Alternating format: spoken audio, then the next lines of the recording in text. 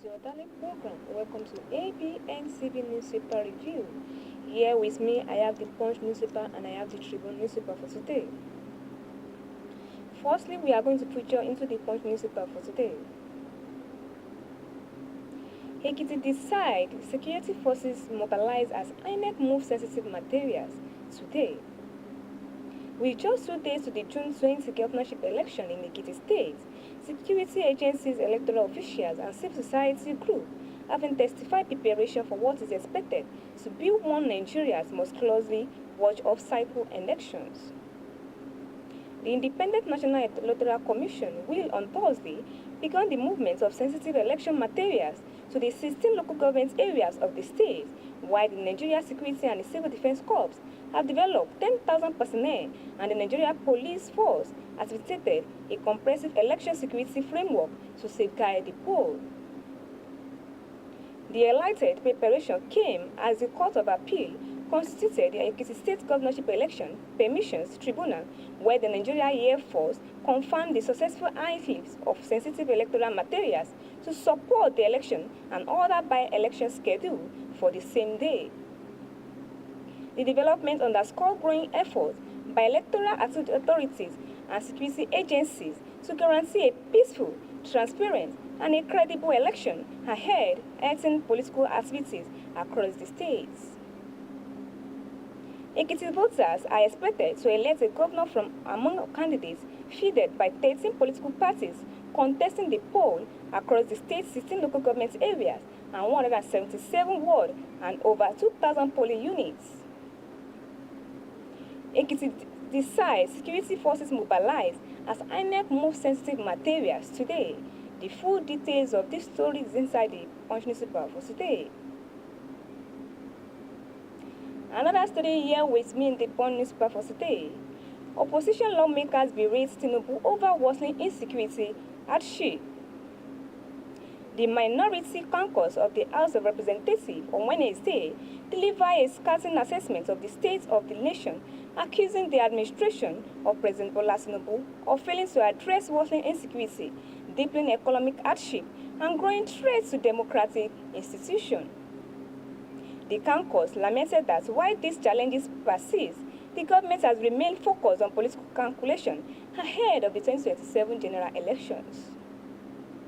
Addressing journalists at the National Assembly complex in Abuja, the minority leader, Mr. Fred Agbedi, said the country was facing one of its most difficult periods since the return to democratic rule in 1999, citing persistent insecurity, rising poverty, and growing public frustration.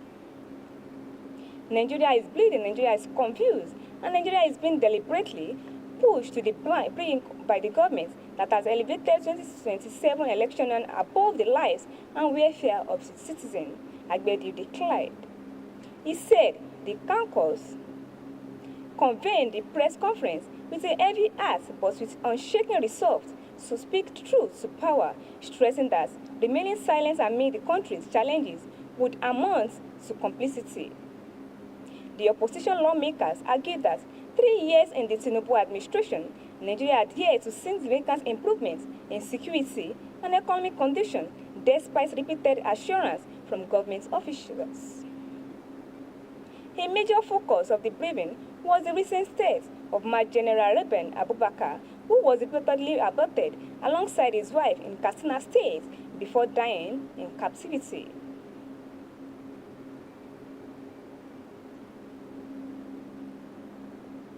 The full details of these stories inside the Punch newspaper for today. Another story here with me in the Punch newspaper for today.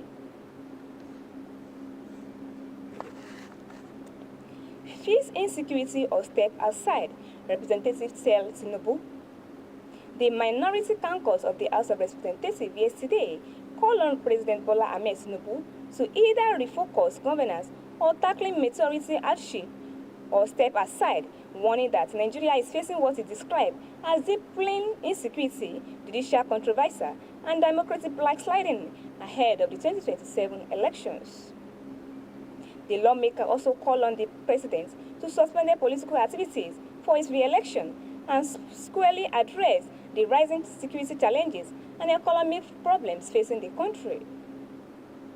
Minority leaders of the House, Fred Agbelu, made a call during a press conference by opposition lawmakers at the National Assembly, Abuja, where they accused the administration of prioritizing politics over urgent national challenges.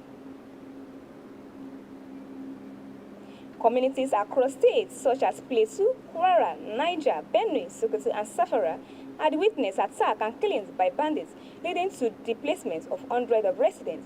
On Tuesday, Nigeria's top Muslim and Catholic leaders expressed concerns over the country's security situation, jointly urging the federal government to take urgent steps to curb persistent killings, kidnapping, and other violent crimes.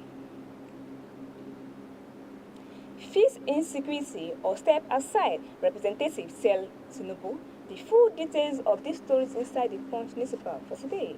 And before we go to the second newspaper of the day, which is the Tribune newspaper, we like to listen to what we have on our today. We'll be right back for the second edition of this program.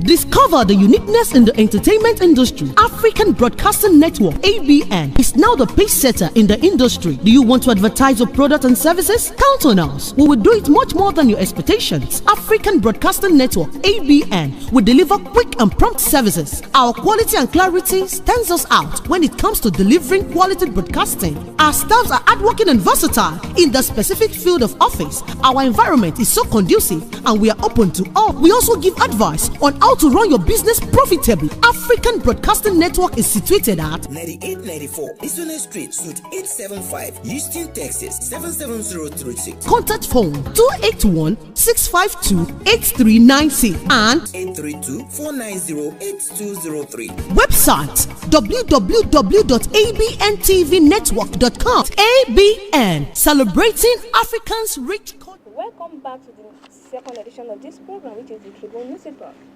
Now we go to the second edition of this program. And before we go to the second edition of this program, if you'd like to follow us live and direct on our social media page, you can like, share, comment, subscribe, and click on our Facebook, ABNTV OSUN. Likewise on our YouTube, ABNTV Nigeria as well. And on our Instagram, you can click on ABNTV OSUN. And lastly, on our TikTok, you can also follow us and click on ABNTV Nigeria as well. And now to the second edition of this program, which is the Tribune newspaper.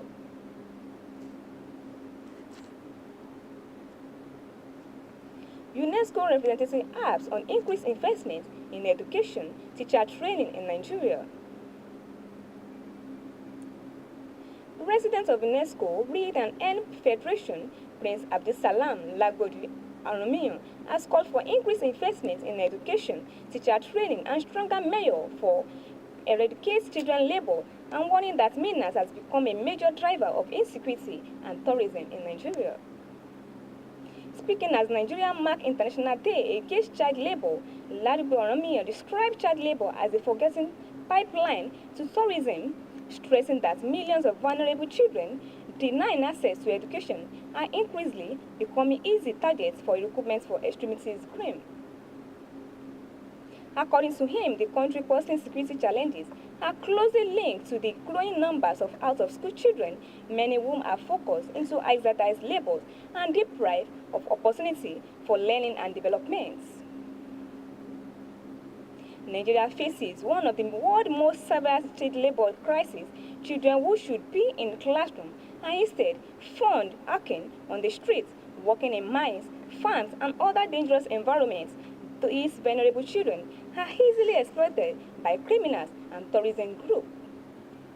Citing figures from UNICEF, the UNESCO represented noted that about 2.2 million Nigeria children are currently out of school, while millions more are engaged in child labor. Globally, it said nearly 138 million children between the ages of 5 and 17 are trapped in child labor, with approximately 54 million involved in hazardous work that threaten their health and safety. He warned that beyond its social and economic consequences, child labor is steadily eroding Nigeria's intellectual capital and weakening the Nigeria future's competitiveness. Nigeria's greatest resource is not oil or materials, but its people. Child labor reduces the nation's intellectual population and undermines its ability To thrive in knowledge, labor in a future innovator scientists, teachers, or leaders deny the opportunity to contribute to national development, he said. Ladigbolu Oromio further argued that democracy itself is in danger when millions of children are denied education and opportunities to participate meaningfully in society. Democracy is built in participation, inclusion, and opportunity. Child labor undermines this principle by electing millions of voices before they can even be heard. A democracy that fails to protect its children is a democracy at risk, is added. The UNESCO Rep President urged President Bola Ahmed Tinubu to champion a coordinated national response involving the Federal Ministry of Information and National Orientation, the Federal Ministry of Arts and Culture, Tourism and Creative Economic, and the Federal Ministry of Humanitarian Affairs and Poverty Reduction.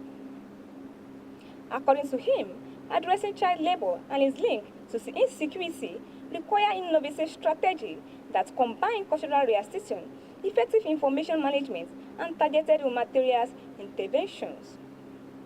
He also emphasized the need for stronger collaboration between countries of the global northern and global south, describing child labor and tourism as shared global challenges that require collective actions.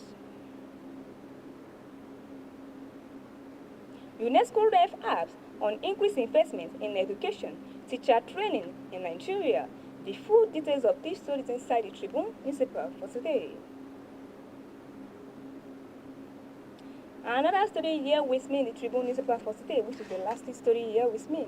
Stable power remains critical to deepening democracy and economic growth. The Managing Director and Chief Executive Officer of the Niger Delta River Holding Company, Engineer Jennifer Adigbe, has reaffirmed the company's commitment to delivering renewable and sustainable electricity across Nigeria, stressing that stable power supply remains critical to deepening democracy and driving economic growth. In a goodwill message to commemorate Democracy Day, Adigbe said democracy thrives when citizens and businesses are empowered with the infrastructure needed to prosper, particularly deepen electricity. She noted that access to reliable power is essential for industrial expansion and job creation, improved productivity, and stronger communities, adding that NPHS remain focused on bridging electricity gaps across the country. According to her, stable electricity supply is not merely a unity services, but a key enabler of economic prosperity and national development, as business require predictable power to operate effectively and scale sustainability. Adigbe highlighted the significance of Company Eligible Customers Program, describing it as a transformative initiative designed to provide large industrial and commercial consumers with direct access to reliable electricity. Our eligible customer program keeps business reliable, predictable electricity so they can focus on scaling operations and no power outages, she stated. She explained that the program helps business reduce energy uncertainty, minimize operational disruption, and improve competitiveness by ensuring consistent power supply. The NDPHC boss reiterated the company's receipts to support Nigeria's economic transformation through strategic power investments, noting that improved electricity access will continue to play a vital role in unlocking industrial growth and strengthening the dividend of democracy. She urged stockholders in both the public and private sectors to sustain collaboration toward building a more resilient power sector capable of meeting Nigeria's growing energy demand. Adigbe emphasized that reliable electricity remains a major driver of manufacturing growth, commercial expansion, and job creation, making initiatives such as eligible customer program officials to Nigeria's economic transformation agenda. According to NDPHS, business participating in the program stand to benefit not only from reduced energy costs, but also from improved operational efficiency and long-term energy security. Access to stable power, the company noted that will enable from the scale production and reduce downtime caused by outage and channel cost savings into expansion, innovation, and business developments. Stable power remains critical to deepen democracy, economic growth. The full details of these stories inside the Tribune newspaper for today. And that's what we have on our newspaper review. If you'd like to follow us live and direct on our social media page, on our Facebook, and like, share, comment, subscribe, and click on ABN TV OSUN. Like us on our YouTube, you can click on ABN TV Nigeria as well. And on our Instagram, you can also follow us on ABN TV OSUN. And lastly, on our TikTok, you can also follow us, like, share, comment, subscribe, and click on ABN TV Nigeria. And thanks for listening, thanks for watching. My name is Kenny Afolabi. Bye for now.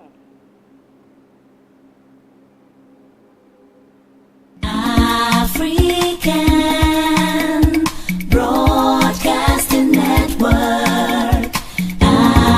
African Broadcasting Network. It's all about Africa.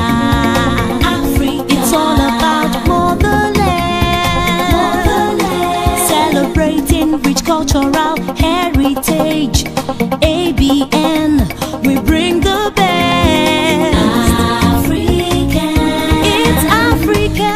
Broadcasting Network. Broadcasting Network.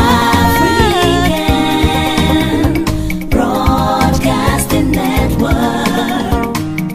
Entertainment, education. African Broadcasting Network. Oh yeah. Information, cultural value. African Broadcasting Network.